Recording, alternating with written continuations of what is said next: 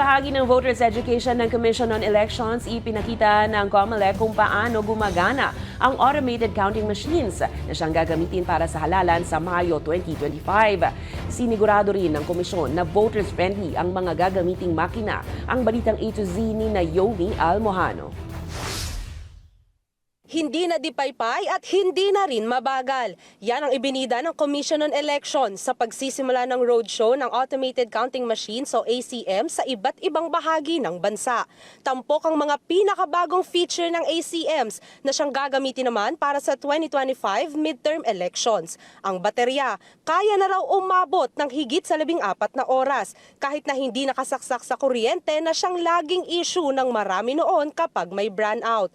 Mas transparent na rin daw ang mga makinang gagamitin dahil pwede nang makita mismo ng mga botante ang mga boto nila sa 14 inches screen nito. Wala na tayong problema sa kuryente, wala tayong problema sa signal at sa transmission, wala na tayong problema sa transparency, sa accuracy at higit sa lahat yung logistics natin. Pero higit pa riyan, mas voters-friendly raw ang mga ito at transparent ang pagboto ngayon. Kasama sa demonstration ng COMELEC dito sa Palacio del Gobernador at sa iba't iba pang bahagi ng bansa ang mismong proseso ng pagboto. Una na syempre dyan yung pag-shade sa balota ng mga pangalang ating iboboto para sa halalan 2025.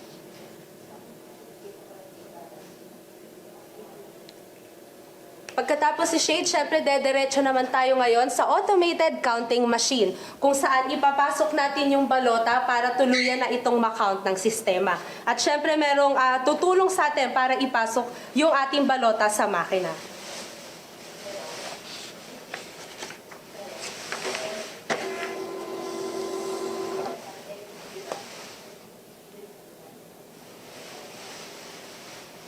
At makikita nga natin dito sa screen, sa 14 inches screen ng bagong ACM na vine-verify yung balota natin. And makikita natin na kapag nag-print na ng voting receipt, ibig sabihin, automatiko nang nabilang yung ating boto. Pero paalala sa paghawak ng balota, Alam niyo po, ang balota po, ang inimprenta ng COMELEC ay isa lamang kada bawat botante. So pangalagaan po ang balota dahil kapag ka po ang balota ay nireject o kaya nasira o kaya nadumihan, na kayo po ang may sala, hindi na po namin papalitan ang inyong balota. mas convenient na rin ang bagong makina para sa mga kabilang sa vulnerable sectors gaya ng mga persons with disability.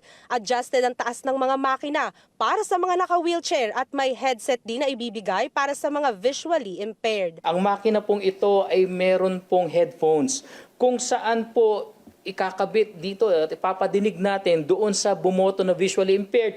Pagsubo niya ng balota ay babasahin po sa kanya kung sino-sino po yung binotohan. Paalala pa ng komisyon, 4 na beses lang maaaring subukang ipasok sa makina ang mga balota dahil sakaling hindi ito tanggapin, rejected na ang balota.